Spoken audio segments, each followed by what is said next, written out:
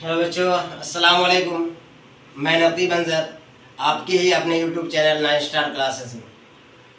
अस्सलाम वालेकुम। कैसे हैं आप लोग? आप लोगों के बीच मेरी आवाज़ पहुंच रही कि नहीं, तो आप लोग ज़रूर कमेंट बॉक्स में बताएंगे। आज हम लोग पढ़ेंगे सैयद मोहम्मद मोहसिन के बारे में।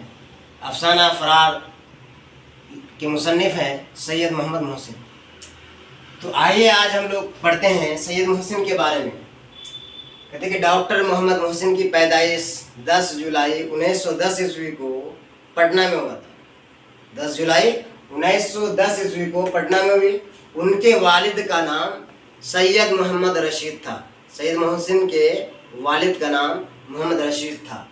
सैयद मोहम्मद मोहसिन का शुमार उर्दू के अहम अफसाना निगारों में शुमार किया जाता है और नफ्सियात उनका ख़ास मौजू रहा है। और वो नफ्सियात के प्रोफेसर थे और नफ्सियात उनका ख़ास मौजू था। उनके अफसानों का मजमुआ अनोखी मुस्कुराहट है। उनके अफसानों का मजमुआ अनोखी मुस्कुराहट है, जो उर्दू दुनिया में काफ़ी मकबूल व मारूफ हुआ। उर्दू दुनिया में बच्चों काफ़ी मकबूल व मारूफ हुआ। अनोखी मुस्कुराहट मोहम्मद मोहसिन की एक ऐसी कहानी है जिसके ज़िक्र के बगैर उर्दू क्या है, अफसाने की तारीफ यानी नामुकम्मल है, मुकम्मल नहीं कर सकते हैं। कि सैयद मोहम्मद मोहसिन की जो अनोखी मुस्कुराहट है, ऐसी कहानी जिसके बगैर उर्दू अफसाने की तारीफ शायद मुकम्मल नहीं हो सकती है। तो ये बहुत ही मशहूर है और इसको हम याद रखेंगे इम्तिहान के नज़रिए से। और सैयद मोहम्मद मोहसिन साहब ने सन 1926 ईस्वी में मैट्रिक का इम्तिहान पास करता है। राजा राम मोहन राय सेमिनरी पटना से मैट्रिक का इम्तिहान पास किया 1926 ईस्वी में बच्चों। उसके बाद 1928 ईस्वी में पटना कॉलेज से IA यानी इंटर ऑफ आर्ट्स का इम्तिहान पास करता है। उसके बाद 1931 ईस्वी में नफ्सियात के साथ BA ऑनर्स का इम्तिहान पास किया। 1931 ईस्वी में नफ्सियात के साथ उसने BA मुकम्मल करता है। उसके बाद 1934 ईस्वी में नफ्सियात से ही MA फर्स्ट क्लास से वो पास करता है। 1934 ईस्वी में नफ्सियात से MA फर्स्ट क्लास से पास किया और गोल्ड मेडल हासिल किया।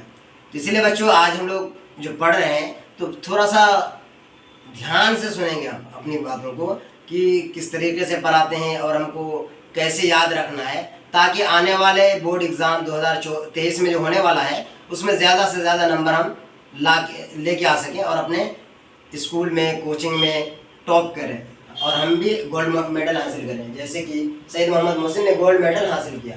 1938 में वो पटना कॉलेज में शोबे फ़लसफ़ा में लेक्चरर के रूप में आर्जी तौर पर बहाल होते हैं। सन 1938 में वो पटना कॉलेज में शोबे नफ्सियात शोबे फ़लसफ़ा में वो आर्जी तौर पर यानी फ़लसफ़ा यानी फ़िलोसफी पर आर्जी तौर पर लेक्चरर बहाल होते हैं। उसके बाद 1948 में बच्चों पटना यूनिवर्सिटी के शोबे नफ्सियात में यानी साइकोलॉजी के सीट पर उसकी मुस्तकिल तौर पर लेक्चरर में बहाल हो जाते हैं सन 1948 ईस्वी में। फिर उसके बाद 1953 ईस्वी में बच्चों वो शोबे नफ्सियात में सदर शोबा यानी हेड पोस्ट पर सदर शोबा नफ्सियात मुकर्रर हुए और 1974 ईस्वी में वो अपनी मुलाजिमत सुबुकदोश हो जाते हैं। यानी सन 1974 ईस्वी तक वो अपने खिदमात का अंजाम दे पाते हैं पटना यूनिवर्सिटी में और फिर वो रिटायर हो जाते हैं। उनकी किताबों में उनकी बेशुमार किताबें हैं, लेकिन उनकी चंद किताबों को हम यहाँ आपके सामने व्हाइट बोर्ड पर लिखे हैं, जो कहते हैं कि अनोखी मुस्कुराहट, दूसरा है अफसानों का मजमुआ, नफ्सियाती जाविये, उसके बाद है नफ्सियाती मुज़ामिन का मजमुआ, उसके बाद है ज़ख्म के फूल जो शेरी मजमुआ है, बहुत अहम है और ये एग्ज़ाम में ऑब्जेक्टिव के तौर पर या 2 नंबर वाले क्वेश्चन में अक्सर पूछते हैं, बहुत ही अहम। उनके अलावा उनकी दूसरी किताबें भी शाया हुई है। कौन कौन किताब? उनकी किताबों में अनोखी मुस्कुराहट है, अफसानों का मजमुआ, नफ्सियाती जाविये, नफ्सियाती मुज़ामिन का मजमुआ, उसके बाद ज़ख्म के फूल, शेर मजमुआ बहुत अहम है। उनके अलावे सैयद मोहम्मद मोहसिन की बहुत सारी किताबें शाया हुई हैं।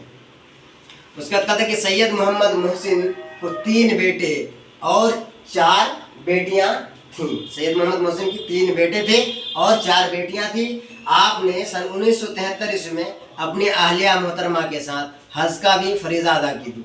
हज का भी फरीज़ा अदा किया था सन 1973 ईस्वी में, यानी रिटायर होने से 1 साल पहले वो इस्लामी रूल के मुताबिक वो हज के लिए भी गए थे और अपनी अहलिया के साथ हज का भी फरीज़ा अदा किया। उसका सैयद मोहम्मद मोहसिन की वफ़ात सन 2002 ईस्वी में इलाज के दौरान दिल्ली में हो जाता है। तो यहाँ तक का सफ़र उसका शुरू हुआ 10 जुलाई 1910 ईस्वी से और 2002 ईस्वी तक उसका सफ़र रहा। इसमें बहुत सारी बातें हम आज जाने उसके बारे में कि पटना में पैदा हुए थे, पटना में ही वो तालीम हासिल की, पटना ही में वो अपने खिदमत का अंजाम दिया। आखिरकार फिर वो अपने अहलिया के साथ हज का भी फरीज़ा अदा किया। उसके साथ 3 बेटे और 4 बेटियां थी और उसके बाद उसने 2002 ईस्वी में इलाज के दौरान दिल्ली में, दारुल हुकूमत दिल्ली में इंतकाल फरमा गए। उसके बाद बच्चों आज हम आपको मुख्तसर सवालात इसी नज़रिए से बताएंगे कि आज हमने क्या क्या जाना। तो सवाल नंबर 1 में कहते हैं कि डॉक्टर मोहम्मद मोहसिन की पैदाइश किस शहर में हुआ।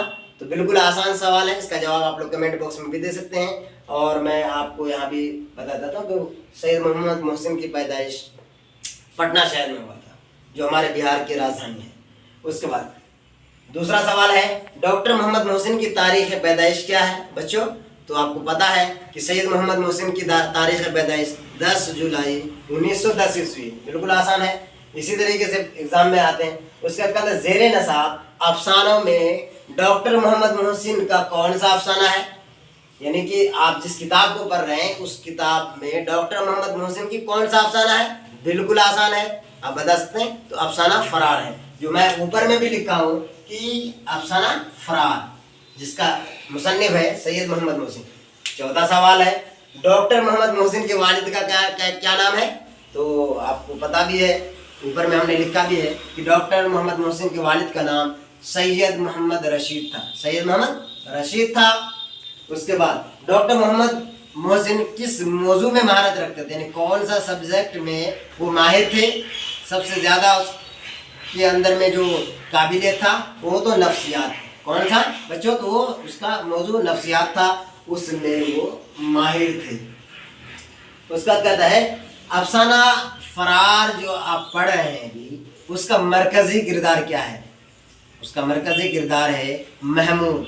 महमूद एक सीधा साधा लड़का होता है, वो पढ़ाई लिखाई में काफ़ी कोशां रहता है और बच्चा हॉस्टल में रहता है, लेकिन दौर जदीद के हालात के मद्देनज़र वो बच्चों के साथ बहक जाते हैं और तरह तरह की परेशानियाँ होती हैं। और इसका मुताला आप जब करेंगे बच्चों तो समझ में आएगा कि महमूद मरकज़ी किरदार है और वो बच्चा भी मेहनत करने वाला था, हॉस्टल में रहता था, पढ़ता था। तो बच्चों आज मैं अपनी क्लास को यहाँ तक ख़त्म करता हूँ।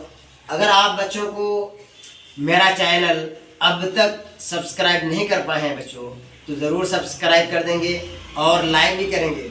उसके साथ आप लोगों को अगर नोट्स की ज़रूरत हो, आप लोग को अगर लगे कि नहीं हम लोग को सर नोट्स भी प्रोवाइड कर दें, तो आप लोग मेरा कॉन्टेक्ट नंबर 7004124435 70024435 में कांटेक्ट कर सकते हैं, या नंबर लिखा हुआ मेरा 7004124435। इस पर आप कांटेक्ट करके आप हमसे नोट ले सकते हैं। आपको कैसा लगा इसके बारे में फीडबैक ज़रूर देंगे। शुक्रिया, खुदा हाफिज़, अस्सलाम वालेकुम।